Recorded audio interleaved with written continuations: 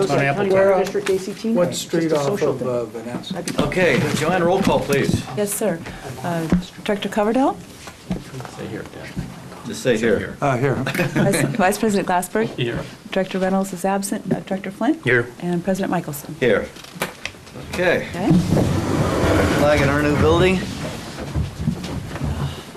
Pledge Allegiance to the flag of the United States of America and to the republic for which it stands, one nation, under God, indivisible, with liberty and justice for all. Thank you.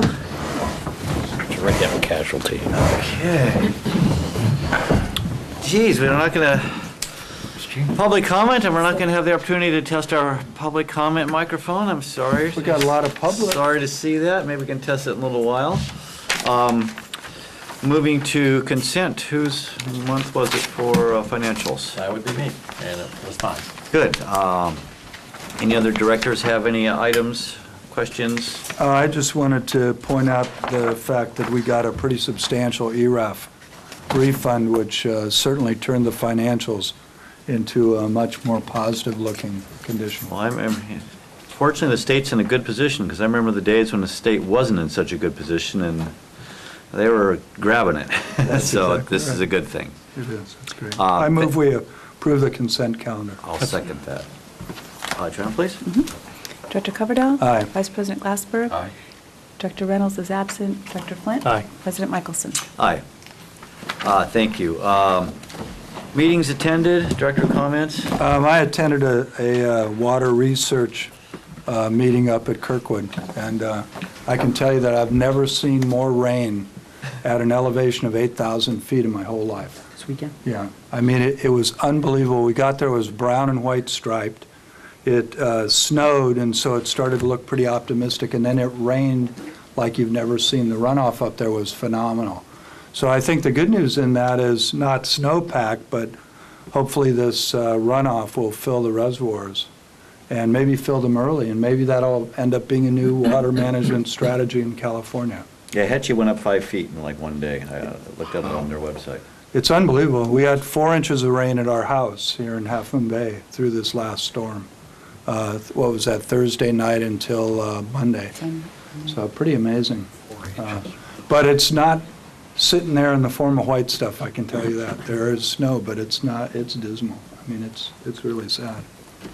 Anyone else?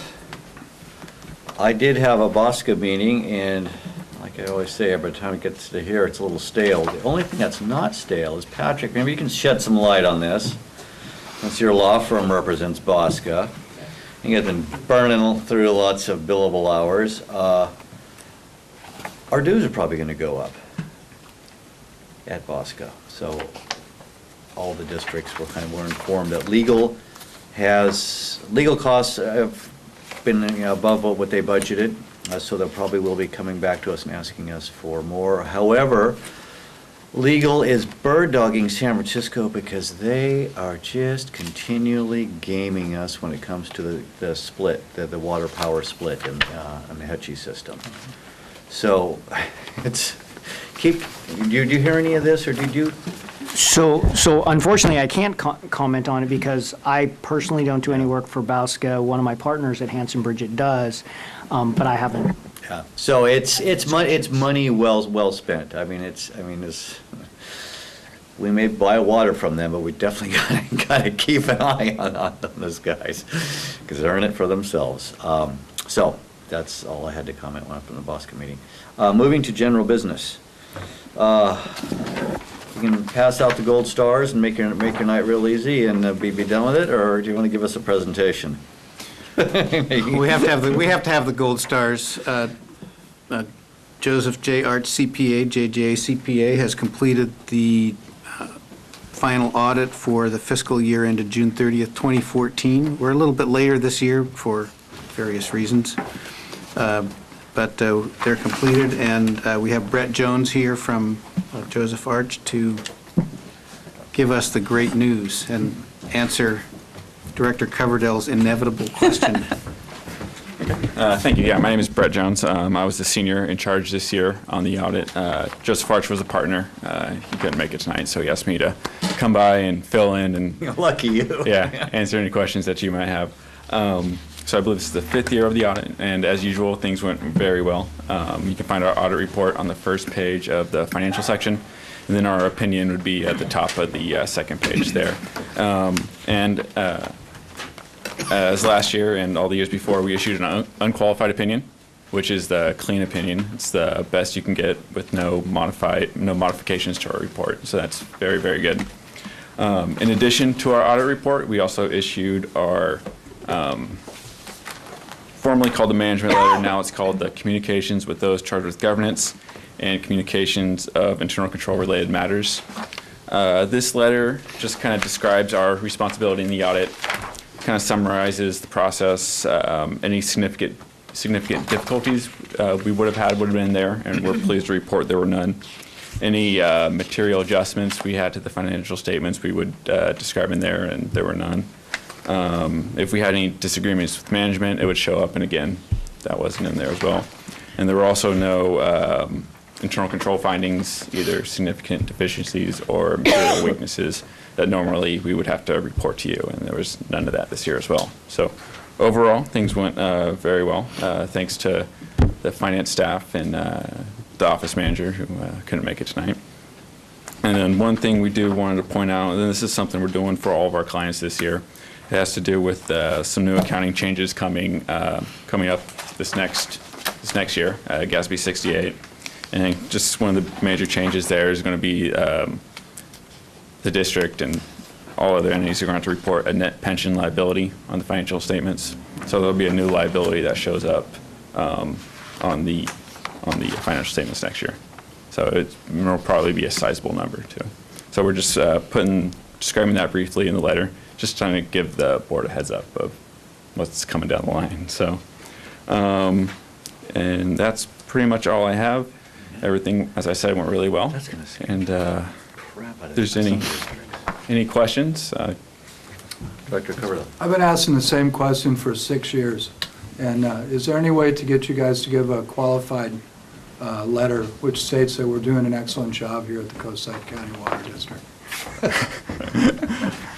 Qualified? Well, we always get an unqualified. Yeah, unqualified is good, so. Yeah. But we want you to qualify the unqualified position by stating what a great job staff is doing. Explicit. We don't know how to get you guys to do it, so if we go 4 more years with you, is there any chance? It's where our hands are tied as far as reporting, so we pretty much follow the standards as far as drafting the report, so.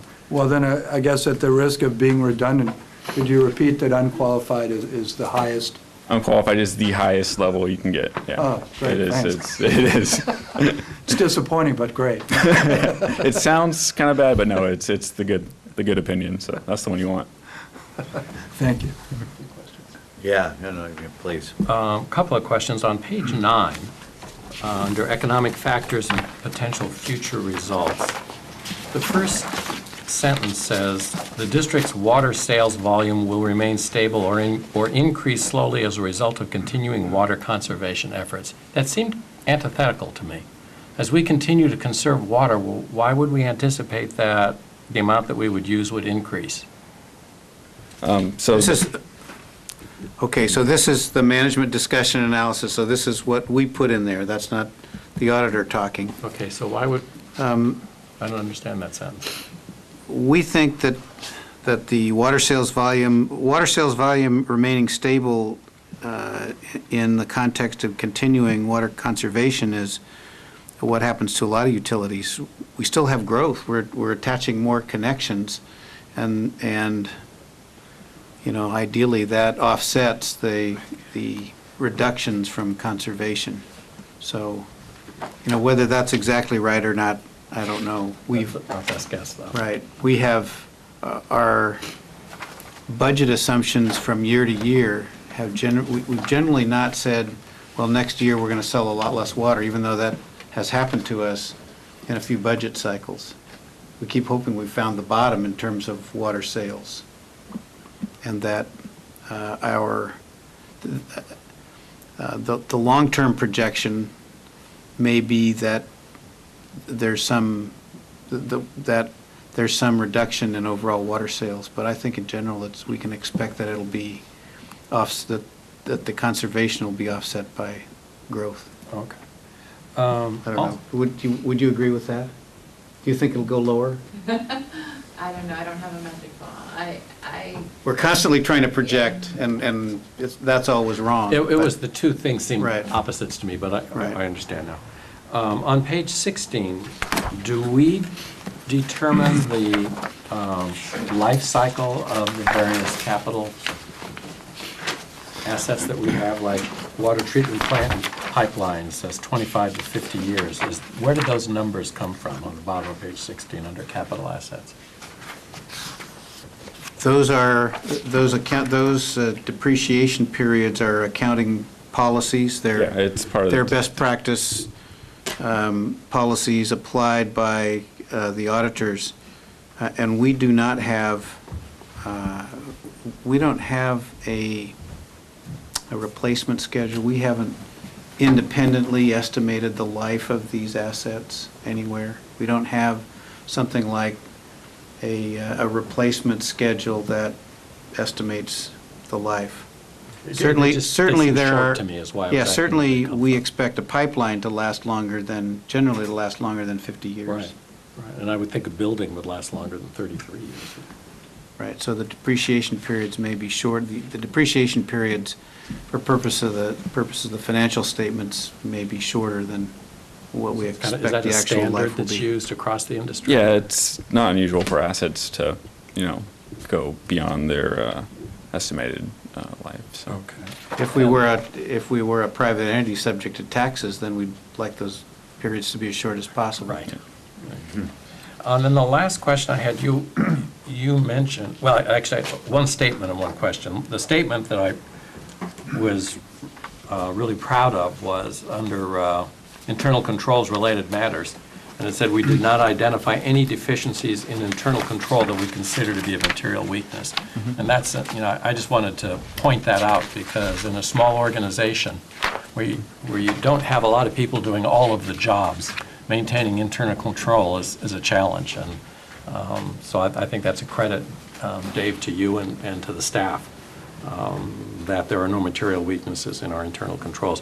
And then the last question I had, again, is about this GASB 68. So do I understand correctly, because everybody in our district is in the PERS retirement system, which is allegedly guaranteed by state law, does this GASB 68 mean that the district will be declaring a certain percentage of PERS's liability down the road that represents our staff? Yes.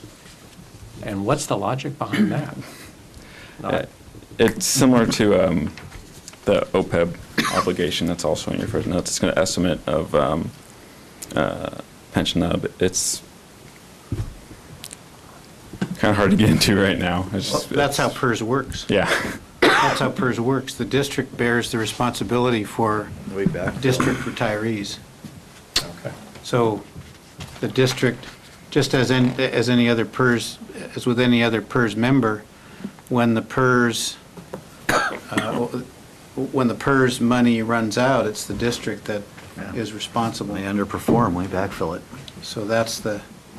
So what we're going to need to report is the difference between the amount of money that we collectively have in PERS, the difference between the amount of retirement that money will fund and the amount of retirement that the actuarial analysis predicts will have to fund. So although we have no control over what actuarial studies PERS does and what rates they set, because they set their rates every year, the employer and the employee amount, so if they screw up, we're still responsible. Yes. Okay.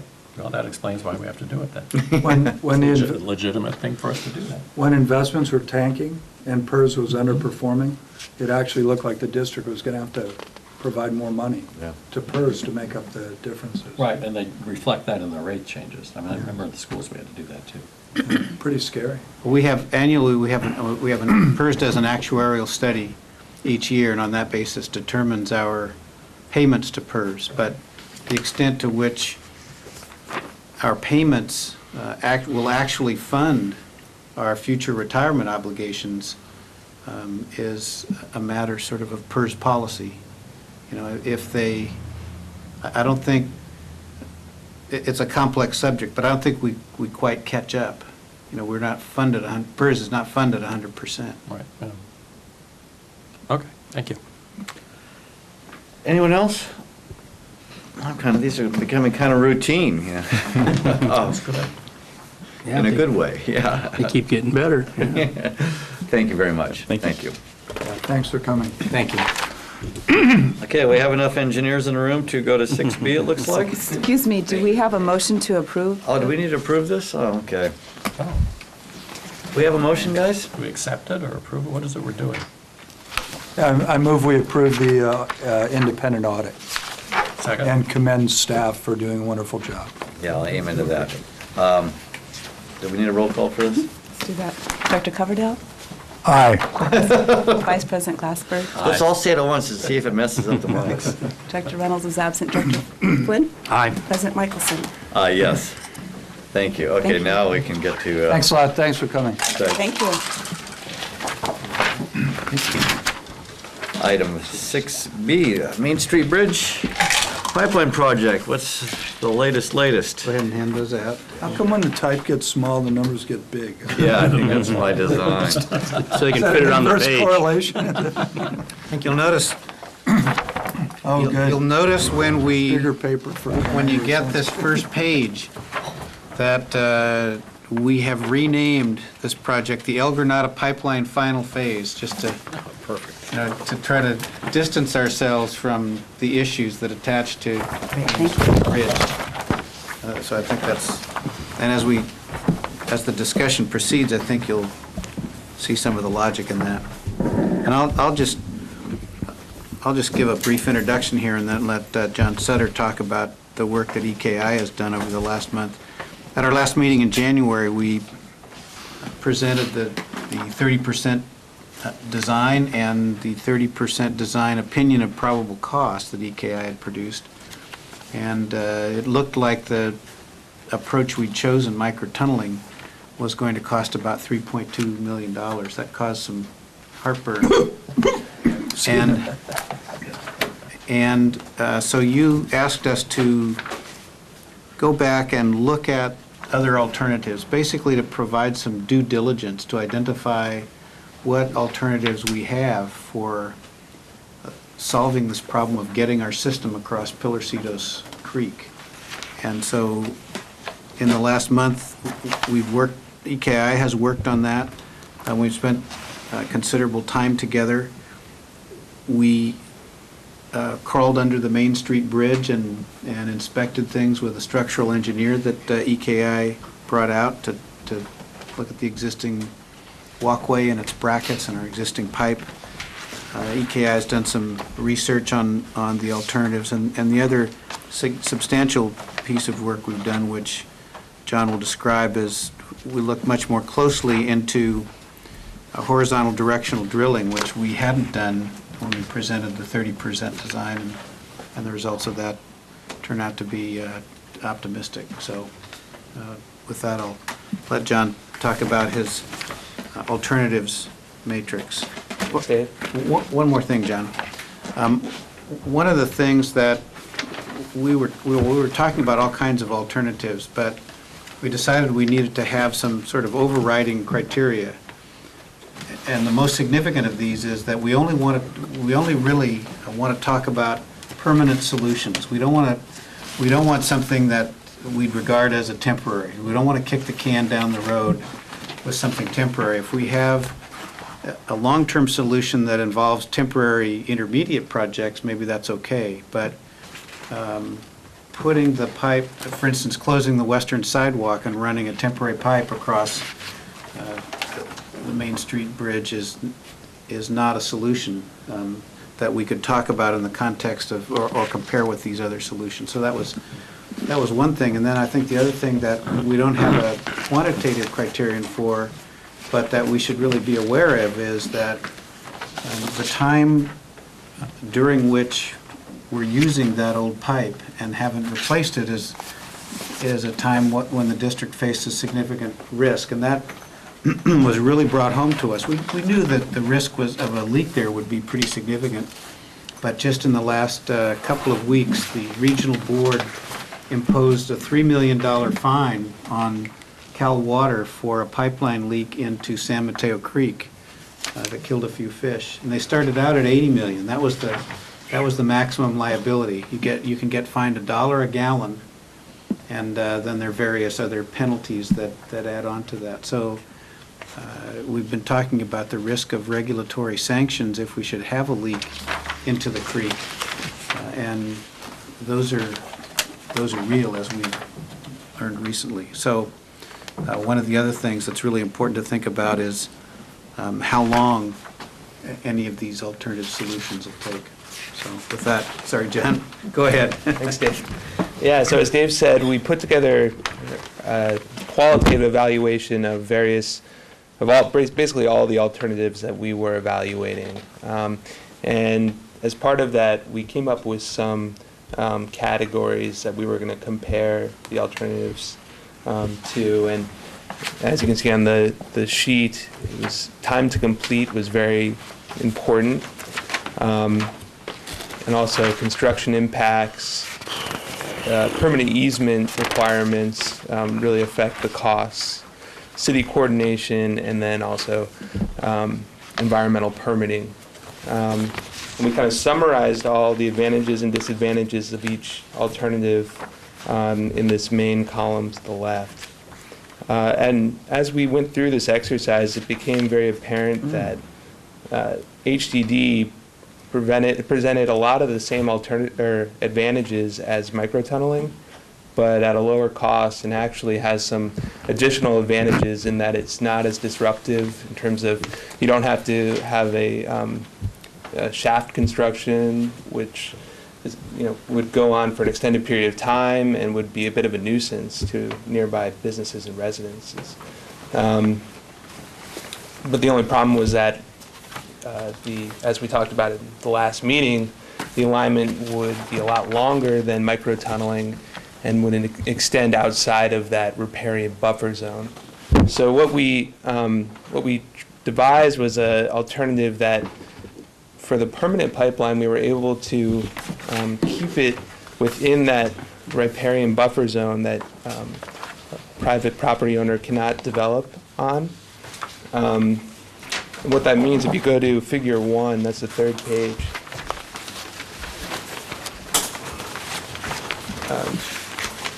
So the HDD entry point actually extends back about 50 feet north of where the permanent pipe will be. So after they install the pipe by HDD, the contractor will come back and remove this pipe and tie in about 15 feet below the ground surface with the open trench section. And that allows for the pipe to be installed inside this buffer zone at a much lower cost than the shafts that will be required for microtunneling. They don't need to be watertight. They're below the water table at the bottom, but they're in a clay layer, so it's not as permeable as the sand that the microtunneling shafts would be in. And we're pretty confident that we can save money with this alternative compared to the microtunneling alternative. And that, at this point, is our recommendation. A lot of the other alternatives have major disadvantages, as we describe in the table. And we show, for example, we all know the microtunneling project has a high cost. And we think that we can achieve the same objectives with this HDD alternative at a lower cost. And as Dave mentioned, we went through the design calculations that are necessary for HDD to determine whether or not there's a risk of hydrofracture.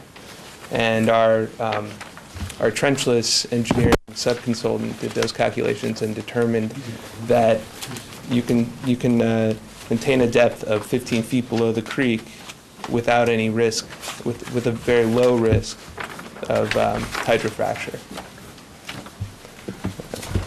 And so we kind of did a comparison in the last page of the two profiles of, we compared microtunneling to HDD just to get a sense of the differences between the two alternatives. So with HDD, you're drilling from the surface, and you have a long arc that extends beyond the microtunneling profile. And with this alignment, we're confident that hydrofracture won't be a problem. So do you have any sense of, say, what percentage less costly this option is over the microtunneling? Hard to say. I mean, I know you haven't really designed it, so. Right, we haven't Yeah. designed it, so we get nervous about creating an expectation, but it will be less. There are a lot of, And could be maybe significantly Half price. less. Well, I don't know No, about that's why they won't half. give us numbers. Yeah, Twice the, the price. this eliminates these 35-foot deep watertight Yeah. excavations at both ends. So the And that's- microtunneling just goes in at the surface and then exits at the surface on Purissima. So instead of digging down 30 feet, right. we just connect it 4 feet below the surface and run our pipe from there. So the estimated price tag just for the excavations for microtunneling, not for the microtunneling itself, was $1 million. So the $1 million of the $3 million, or a little over $3 million, was just for those excavations, which we wouldn't need. This going down, digging down 15 feet to the microtunnel pipe in order to keep our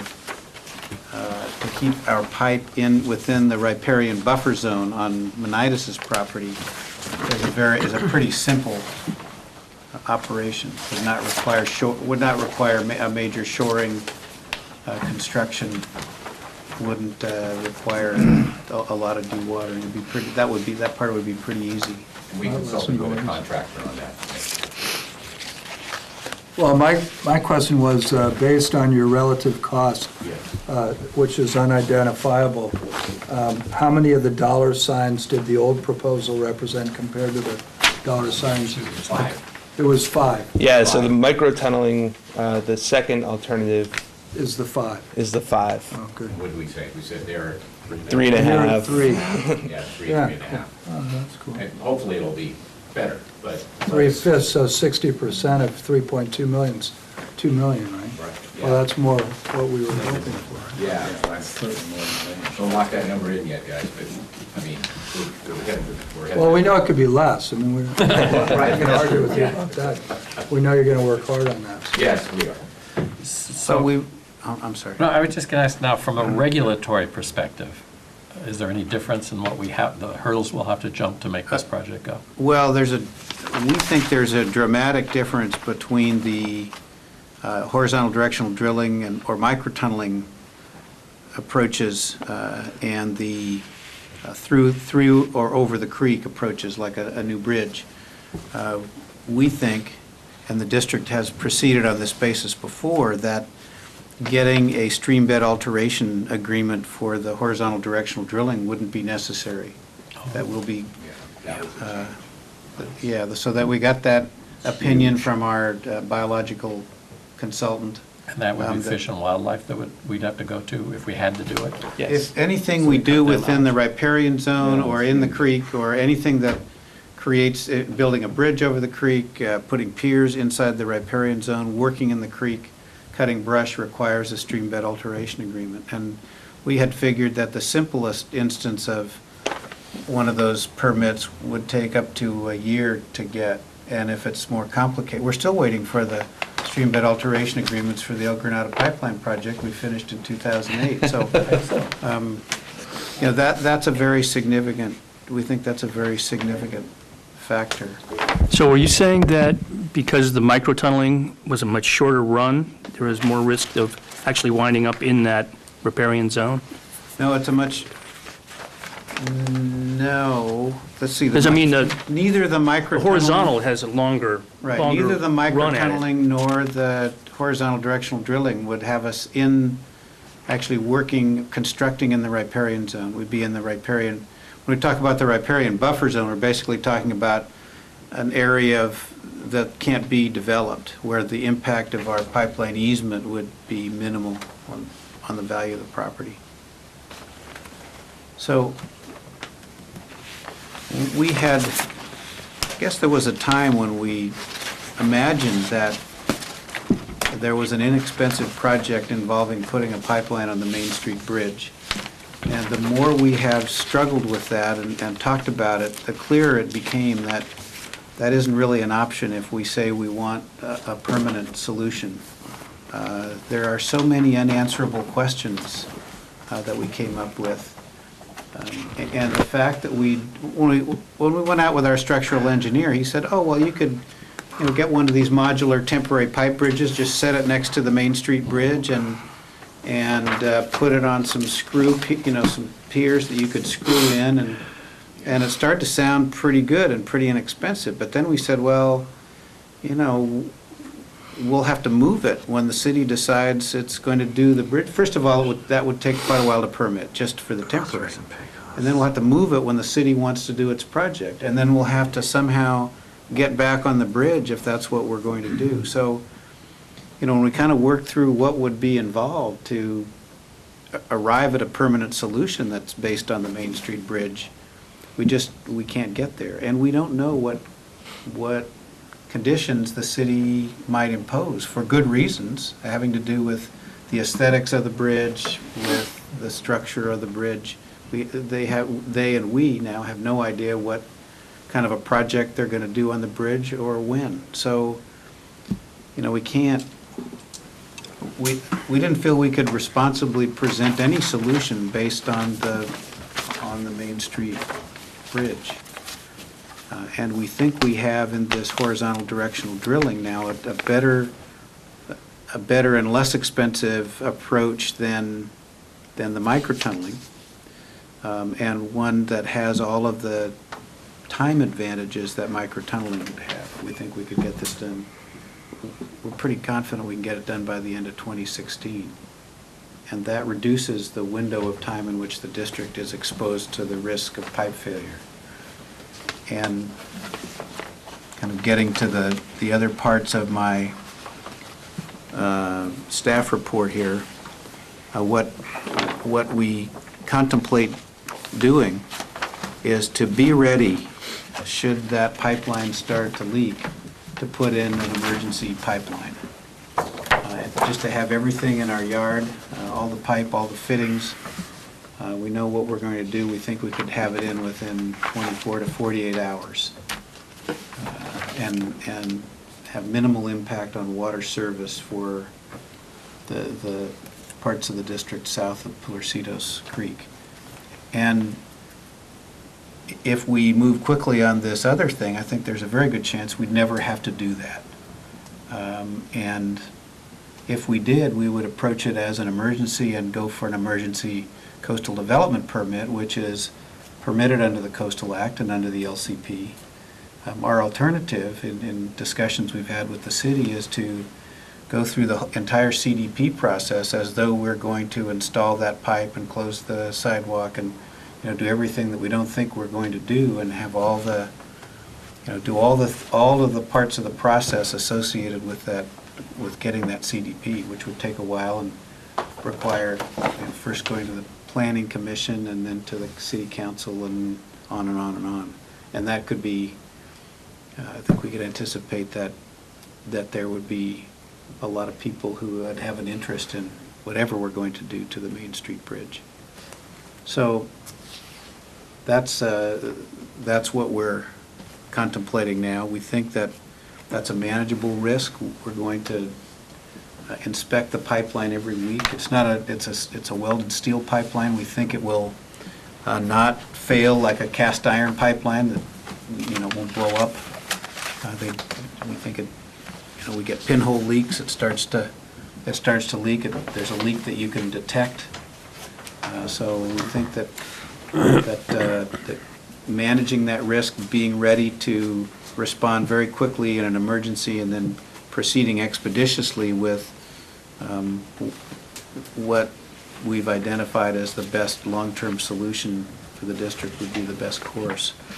And so, of course, we'll answer any other questions, but we're suggesting that we purchase the piping and the fittings, the cost of approximately $45,000. And we also need to amend EKI's agreement to cover some of this additional evaluation. One But question. We'd be happy to answer questions about any of these other alternatives. In the event that you purchased that emergency pipe equipment and the fittings, and we didn't need it, eBay, yeah, so that's one of my questions too. is it adaptable? Can we use those parts in other portions of the system, or Yeah. we get our money back, or what? We can use it, I think we'll find uses for them. Joe? Ultimately, we'd like to, Yeah, we could, definitely. ultimately, Yeah. we'd like to we'd like to have those bypass provisions in place in any case. That we think that'd be a good idea. The city will have a Main Street bridge if we have connections at either end. On all the creek crossings we did on the El Granada pipeline, we have similar bypass provisions. And we used those provisions at Arroyo del Medio when we had a leak problem there. We put in a bypass around the Jack and Boer section. So that's something we've done on all our crossings, and probably would eventually do here, using the same fittings that we buy. Anyone else? Do you want comments? Yeah, but yeah, I'm saving them up, but I'll let you go. Well, I think buying the parts is imperative. And, frankly, I think the micro-tunneling sounds like a great approach, and seems a lot more reasonable to me. But of course, I'm reluctant to go a lot further in design if we're not going to really come back with savings. I mean, I don't really want to see micro-tunneling come back, or HDD come back as $2.8 million, or, $3 million, or something like that. And so I'm just, I'm concerned about that. I want to be clear that that's still a concern for me, regardless of the liabilities and all the problems that are, with this aging pipe. And I guess my third comment is a question, and that is there anything we could wrap this pipe with that would give us the security in the next, 6 months or whatever, that if it blew up, the water would be dispersed beyond the riparian zone? I mean, is there any kind of a safe wrap or I don't know. One of the things that Dave mentioned this already, it's not, you use the term blow up, and I get it. I mean, we all get that. But I don't think that's what'll happen. What's going to happen is it's going to manifest itself with leaking, I think. Right, Joe? It'll start Because it's seeping steel, first. it's not, they've already addressed it. If it was an old cast iron pipe, sometimes they just break. Yeah. I don't think, steel doesn't fail like that. Maybe an earthquake could stress it a little bit. I'm guessing now, I'm way beyond my expertise. But in terms of a catastrophic failure just because it's there, I doubt. Mm-hmm. I think it would manifest itself more in a leak. If it's watched, we'll do it. I think Dave and I, we've discussed that. If you've got standby stuff ready, we're going, we're bent on replacing it. We've got that process in motion. We've got all of that going on, and should something happen, and we fix it right away, I think Fish and Wildlife now, for the days instead of Fish and Game here in the state, Fish and Wildlife would not look quite as you would hope, right? You at least have an argument with them, right? That, hey, we're doing everything we can. We saw it, we acted, we're moving, we've got an emergency thing in place. You have all those steps that Dave has had us pull together, and Joe, so that, so that we just have an argument that, we did the best we can. So I think that also is a mitigation point. Well, I think the good faith, process that we're involved in is obviously an advantage. But, the whole reason this came to bear was kind of a backhanded threat that, this could be a very significant fine if we were to put treated water into the creek. So, Right. Assuming it's not going to blow up, well, that's good news. But a leak or a slow leak, how many gallons of our water is too many gallons of water with endangered species? Right. So, an idea to me is, gee, what if you had an aqueduct, a half of a pipe that sat under our pipe of a larger diameter so that if it leaked, that water would be pushed beyond the riparian zone? Well, I don't know, what would that cost? Maybe that would be $40,000 more. But if $40,000 saved us, an $80 million initial penalty, which was reduced to $3 million, which, by the way, that's what we're whining about. Another $3 million is another $3 million, which we don't, we're whining about $3 million to fix the condition. So I just wonder, in your thinking or in your investigation or discussing with people, if you would mind looking at that sort of an approach. Do I think it's the best thing we could do? I don't really want to go saran wrap the pipe, but, and as a good steward of the riparian zone, because I'm in favor of endangered species and protecting the riparian zone, I think due diligence could be, maybe a little bit further, and it may not cost that much. So I don't know about that, but we have to rely, we're looking to authorize you for more money, and so I'd like to have the security of feeling like I've asked you, in passing with all these experts, to just ask the questions. Sure. And if they come back and say, well, that's the most ludicrous thing I've ever, well, that's fine. I mean, I'm a layperson, I'm not a pipe engineer, But I think it's worth looking at, and I think that it's not that long of a distance. If it was, a few hundred feet long, or, in a more difficult spot, or, less accessible, but you can see the whole thing's exposed, essentially. So, I don't know. Those are my comments. Yeah, I'm reluctant to even touch that pipe or even get anywhere near it. The good news is we've lived through the failure of steel pipe and Elgin pipeline, and yes, we used to have, whatever happened in that section of pipe, and it does tend to fail in pinholes. Yeah, so it's not going to inundate the creek. It'll be a pinhole leak, and I think the regular inspections are a good idea. I'm comfortable with that. It's been there a long time. We're doing our due diligence. Clearly, we're well on the way to replacing that, and I think the regulatory agencies would understand that these things, partially due to their existence, don't happen overnight. So we're doing the best we can. I would like to thank the board, myself included, for not jumping on the $3 million solution and really, had you given me the radius, which I asked for last meeting, I probably could have come up with this too. Coming up with a solution that could potentially save us $1 million. That is our job, to ask tough questions. These guys are engineers, but they're not perfect, and it's our job to bird dog these guys. And I think our bird dogging them last month caused them to re-examine this and rethink this, and I think they came back with, thank you very much, a better solution and a cheaper solution. So this tells me that we're doing our job here.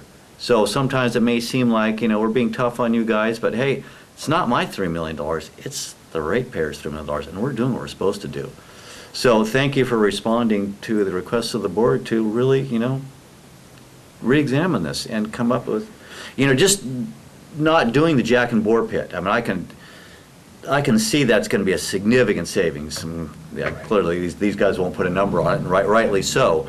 But I think we're doing what we're supposed to do, and I think we've come up with a solution that could potentially, 6 figures. I'd like to see it. I mean, boy, if it got in that's 7th figure, that would be great. But I think we're at a 6-figure savings here. So, thanks everyone for doing what we're supposed to do, and thanks for responding. Yeah. Thanks for asking the question. Yeah.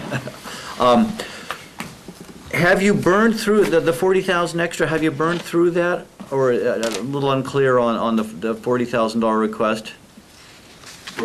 We are towards the end.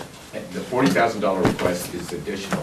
Right. We have not burned through all 40. Okay. Probably 6. Oh, okay, yeah, but, okay, all right, Yeah, I mean, okay. it's close. Okay. And- And the thing, these parts, are they, because, yeah, I do share your concern too. We're going to spend $45,000 in parts, and like to, if we don't use them on this, we're going to use them somewhere else. Or are they shelf items, at Robertson Bruin? Or are they kind of specialized that would take There's a it? couple of week delay to get them, the yellow line pipe. Okay, they're not in the yard, like we just No. got to send someone No, over to the yard. Okay, that's why we're so doing that's kind of the answer I'm looking for. They're not a yard item. There's a Right. couple of weeks, and so A couple of weeks out. that makes all the difference in the world for me. Okay, so no, my questions have been answered. Anyone else? I move we approve the 45,000 and the $40,000 increase. It looked to me in the report like 26,000 had been spent. Is that incorrect? As of last Tuesday. Okay. And you've worked more? Yeah, we Oh, worked okay. more, and that included the calculations. Yeah. I'll second that.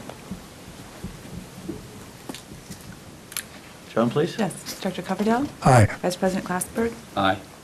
Director Flynn? Aye. President Michelson? Aye. Thanks, guys. No, Thanks. Thank you very much. Thanks for coming. Appreciate it. Enjoy working with you and Dave. Thank you. So, yeah, it's, So we're going to basically change direction over to HDD. designing the horizontal directional drilling. A lot of the work we've already done is applicable, all the surveying, all the, Right. we've got a lot of the work already done. Our breakthrough was figuring out if we dug 15 feet down, we could catch that pipe in the area and zone that. That was kind of the breakthrough thought. So we'll be Might have- back. Or Jeff might have. I'd love to see a presentation on really how it's actually done. Sure. We can make I mean, that. Well, is that a drill under, pull the pipe back? Yeah. Oh, yeah, it's amazing. That's what I Yeah, it's did like under a my horizontal well. property. I You didn't, know, like you drill a well and you use 600 feet. mud and everything. Yeah, but how do you actually direct it? Well, nowadays, they have very sophisticated ways of controlling where the head goes. Yeah, it's just the mechanics of how that actually Yeah. works. I think it's kind of fascinating. detect it. They detect the drill. Yeah. Call back to the operator. It's pretty amazing. Yeah. Cool, thanks. Yeah, you're welcome. Thank you. Yeah, we did 600 feet under my property I appreciate it. Really? Talk tomorrow. to get fire suppression. 9-inch diameter. Good evening. Exactly. I stole it because the guy wanted to show off his pipe. Wow. Yeah, it was amazing. Crazy. Okay, where were we at, LEFCO? No. Oh, budget, So- yeah, okay. Oh, God, this budget, Jesus. Things we're always in. Spend half our time in the budget cycle. Would that be a fair assessment? No. Seems Six- like it. 6 months a year in the budget cycle. Seems like That's why it. Dave wants an assistant. Well, we Yeah, it spent- is. Well, like a January to June. I mean, We that's spend 6 to slightly May. longer than you do in the budget cycle. We start a couple months before you do. Thank goodness. So we're just presenting this for the board's information. We make our first presentation of the budget at the March meeting, and before that, hopefully the week of February 23rd, we'll have, as we usually do, meetings of the Finance Committee and the Facilities Committee. Then we present a draft at the March meeting. We have an optional CIP and budget workshop. In past years, the board has found that useful. We have a dedicated session, a workshop on the budget and the CIP. As we always do, we'll be conducting some customer outreach, trying to get people engaged in our budget process so they understand the decisions the board's making. At the April meeting, we present usually essentially the same budget and ask the board to approve the notice of rate increase that is required to comply with Proposition 218. That's always Oh, an the interesting old- discussion. That's when we look at the financing plan and talk about what it'll take to Who's on that keep subcommittee? the district funded. Finance. Then we have to have a minimum 45-day notice under Prop 218 before we have the rate increase hearing.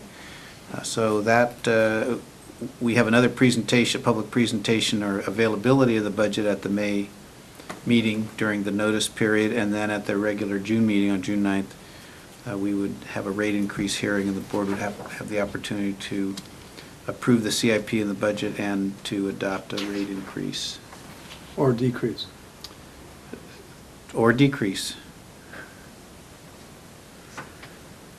I can tell you now that a rate decrease is unlikely. Yeah, out in TV land, sorry. Welcome to America. So that's what's coming up, and no action required. Couple of, I guess, comments. If I remember correctly, last year when we got the budget, it came with all of the worksheets and everything. Yes. And I'm just wondering how the board feels about that. Do we need all of that worksheet, all those worksheets? They're a tremendous amount of paper, and it keeps getting printed over and over and over, and I'm just wondering why we wouldn't. Do we need that? I just as soon see it electronically. That's, Yeah, as soon as we get these, yeah. get the monitors in here. Yeah, but I don't mind seeing it on paper. Actually, it helps me to see it on paper. It's just, It is kind of I'm just repetitive, thinking we though. don't need all of that depth of information. We just maybe, sometimes it's easy to get lost in the depth. I'd almost rather see the higher level, not just a summary, but, like maybe just the next level down from it, and not all the detail that every department head is turning in to Dave. Just a thought, so, and the other thing, just to indulge my OCD, on the February 13th item and the February 10th item, can those be flipped just to keep them in calendar order? Yeah, sure. Thank you. I'll feel so much better. Will we need to reprint those for you? Yes. Just consider it. We can do a cut and paste on those. Hand me your sheet. No, it's all right, I can handle this, but not next year. Let me introduce you to this little, Yeah, see, but exactly. Don't you scratch remember? out. Yeah. That's what I was thinking. Okay, guys. 6D. This is another one. That's why we've been sitting on this board so long, it just seems like we're just kind of well, is this Groundhog the- Day. Is this the LAFCO issue? Yeah. Well, it's a no-brainer. Reynolds isn't here, he's the guy, right? It is. That's how I got my job. That's exactly right. That's right. That doesn't even need discussion, does it? Who wants to make the motion? Well, don't we Well, just do the whole board as alternates? Yes, so the purpose of this item is to be able to notify LAFCO that there's somebody who can stand in for the board president when it comes to the selection committee, and having a vote on the selection committee. So it says, you may appoint one of the board members to attend and vote in the presiding officer's place if the presiding officer will not be present. If we don't take this action, then there wouldn't be an alternate. Right. If the presiding officer's not available, we wouldn't have a voice. So what we generally do is, the board generally does is appoint the vice president, second in line, and then the remaining board members in succession. We've usually done it in order of seniority, but you can do it in any order. Yeah, and I'm fine with that, so that just, once in a while, we rarely attend, but once in a while, we'll get an agenda item that we feel we really need to weigh in on, and then the votes really count, but as a rule, we don't attend. But like I said, there are some, I have felt in the past, there were some votes that needed to be taken, so it's, if someone were to be out of town, we'd still have others, board members available. So I'm fine with the continuing past practice. Okay with me.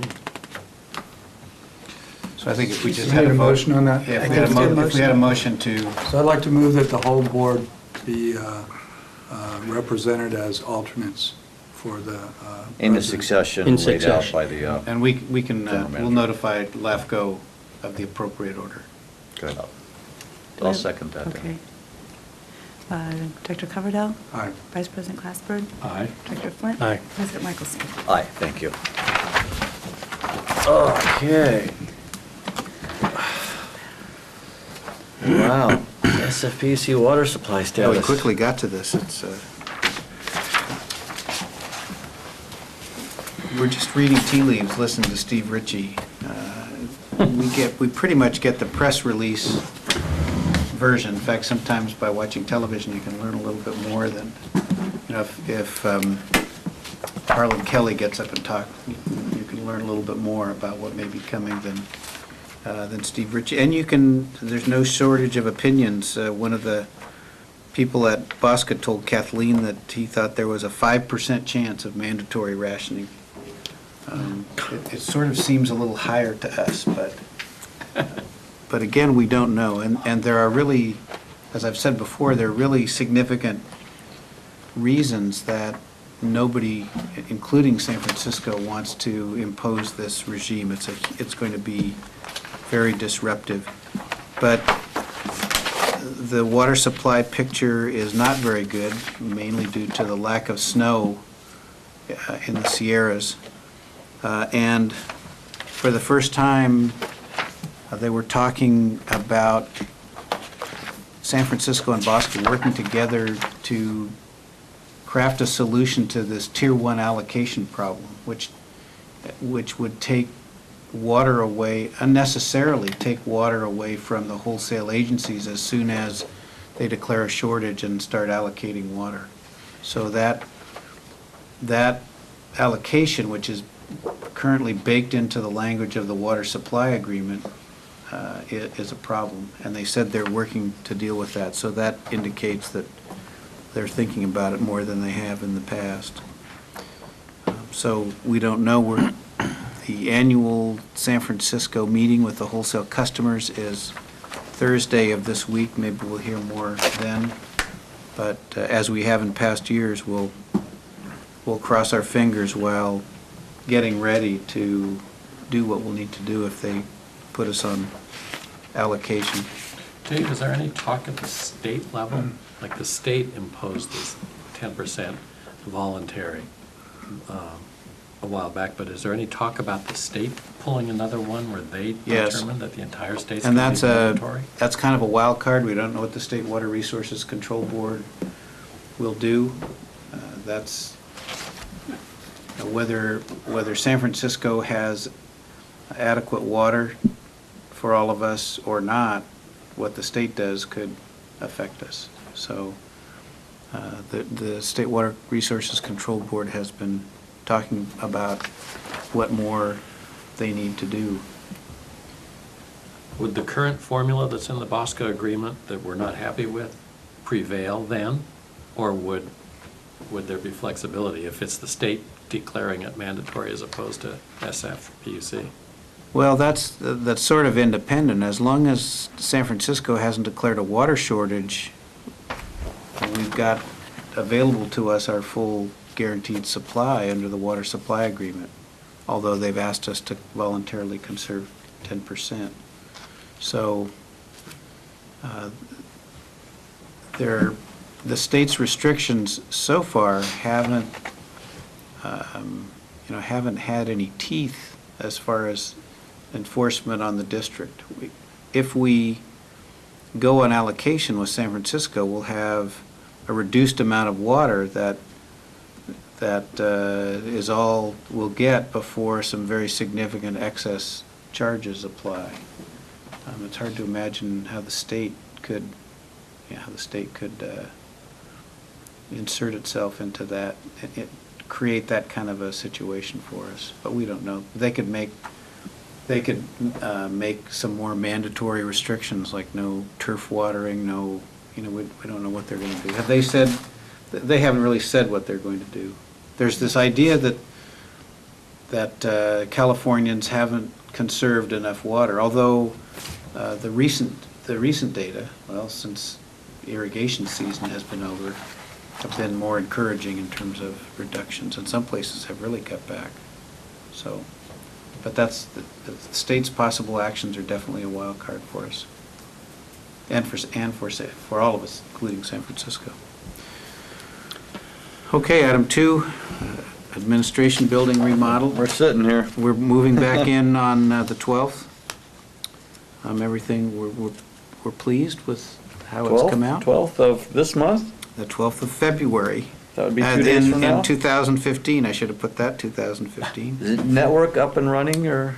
Well, all of the network is in place. We've got our computer folks are going to come over and just move the servers and plug everything in over here. But everything, all the wiring is all in place. The server rack is ready to take everything. Wow. Is there any kind of a warning system being built into the computer area that would warn of high temperatures? Well, the server room has its own air conditioning system. It's the only part of the building that's air conditioned. And I think we can depend on that to prevent any problems, to adequately ventilate the area. And beyond that, no. We haven't really thought about that. Do we need an alarm on the air conditioner in case it decides to take a hike? Well, I don't think that would necessarily create a critical condition right away. I mean, we've had the servers for the last year, had them in the restroom over in the trailer, so. Well, the window's always open over there. There's no window. That's something to think about. That's a good question. We hadn't really gotten to that point. We've invested a lot to provide independent air handling for that particular room. Yes, I think a good investment. So we'll be back in a couple of days. As was mentioned earlier, we had a nice upside surprise. Those are rare with our ERAF refund. This has kind of been an annual thing. We got $356,000 and we budgeted $2, so that offset some of the other bad news. We were high-fiving about that for about 3 minutes. And finally, item 4, we've been working on the Assistant General Manager recruitment. Director Glassberg and Gina Brazil and I interviewed the top 4 candidates. We were unanimous in favoring Mary Rogren, who's a longtime Half Moon Bay resident, and I'm really happy to say that she has accepted the job. did accept. She has accepted the job, and she'll be starting March 4th. Wow. I told her that she'd be presenting the budget to the board on March, whenever we have our meeting. I think it's March 10th. Wow. Yeah. Same as February. So that's very good news. Mary has a lot of experience. She's a CPA. She's currently working as a vice president for a publishing firm where she's doing international intellectual property matters. She's looking for a change and a shorter commute, and doesn't really get much better than this. Amen to I'm that. really happy. I think she'll quickly get up to speed and really make a major contribution. For instance, things like reorganizing the presentation of our budget for various audiences, I think will be a real strong point that she'll bring. So we're really looking forward to having that position filled and having her here, and you'll be meeting her in March. Be a good member of the team. Good, thank you, that's good news. Joe, do you have anything to add, or besides all these breaks I'm reading about here? Well, we isolated we didn't isolate, but we put some valves on either side of the cast iron main on Magellan that blew up in December. And these valves, since that pipeline itself is oversized, it was oversized because there was a plan at one point to, instead of the El Granada pipeline, to go down through Kehoe and up that way. We cinched down on not cinched down, but the valves are partially open or partially closed, so that in the event that this occurs again, we could go out there and quickly isolate it and not waste any time and reduce the amount of water that we lose and the effect on the environment.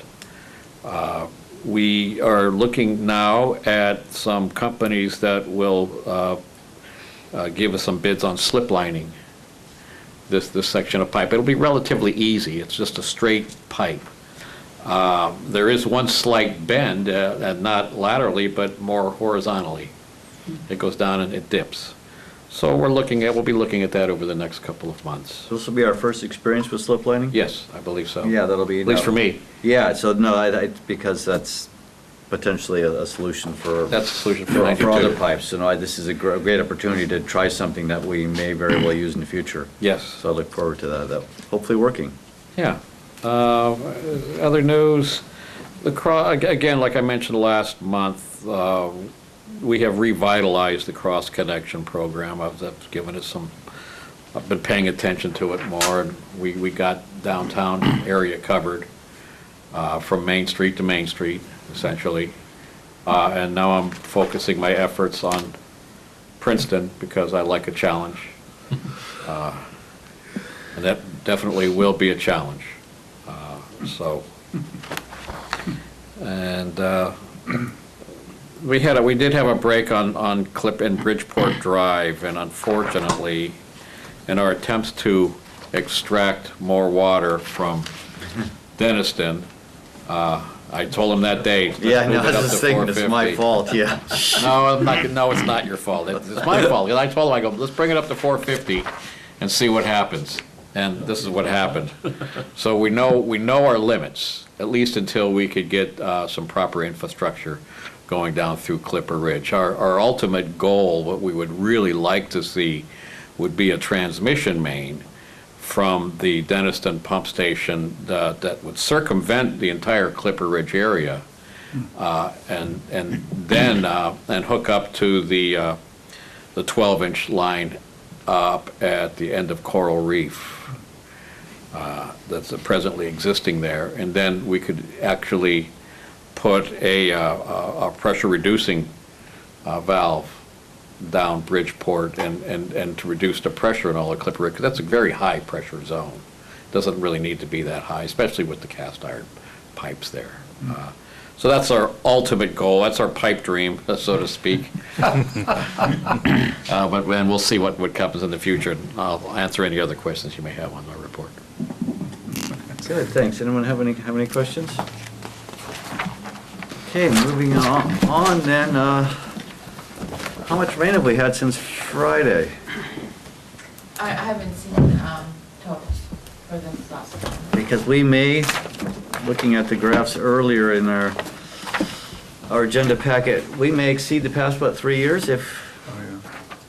Yeah, I'm guessing at least three to four here. We had 4. Yeah, which will push us over past 3 years, right? Yes? Come on, I mean, cheer! It's going to take more than that. We're still way. Oh. So normally, normal year, we would get over 26 inches. Or, we might. Well, I think this is the new normal. The new normal? The new normal. If we break 20, I think we start cheering.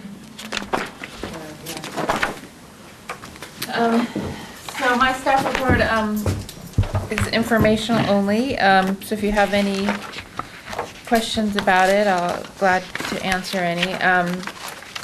On the second page, there is some good news. We've got a little bit more grant money back from our rebate programs. So you can tell these are rebates we gave back in 2013. So it takes a long time to see the money come back from the state. So you got to kind of assume you're going to and pay for it. You got to have the cash flow for it. But and Dave pretty much went over the status with SFPUC. We'll know more, actually Thursday, there's a meeting with SFPUC. So hopefully we'll find out a little bit more about what direction they're headed. But the most concerning thing is the lack of snowpack, because they count on that as another reservoir to fill. So as demand increases in the summer and the snow melts, that's what they count on. So it's like having an empty reservoir if we don't get the snowpack. So it's really critical. The way they've set up the water system, that's how it operates. So that's why there's talk around the state of adding more reservoirs to try to be able to capture more rainwater. So if that's going to be the new normal, more rain, less snow, then we would need to have more capacity in our reservoirs to capture that runoff. So that's kind of that's a discussion that's going on statewide for most of the water systems. Kathleen, do we know from the progress reports of WISP how Calaveras Reservoir is coming? I have not heard a status update for Calaveras. Slow. But is there a completion date, or I mean, it was originally 2015, and then they were 19 or 20. pushing it out to 19 or 17? Yeah, I'd say probably 1920 would be realistic. Oh. Yeah, so that would obviously help the regional system if we had more storage capacity in Calvert, so, Yeah, that's unfortunate. yeah. Okay. Thank you very much. Thank you. It always make it unfair to the city of Boston to have them ship their snow to us. Dumping it in the We'll harbor. store it for them. They're having melting machines. Yeah. Those Throw it in things- some they must tanker have some cars. BTUs, those melting Oh, machines. yeah. Well, that's what all the Boston big do. Wow, requests for future board meetings, director agenda items?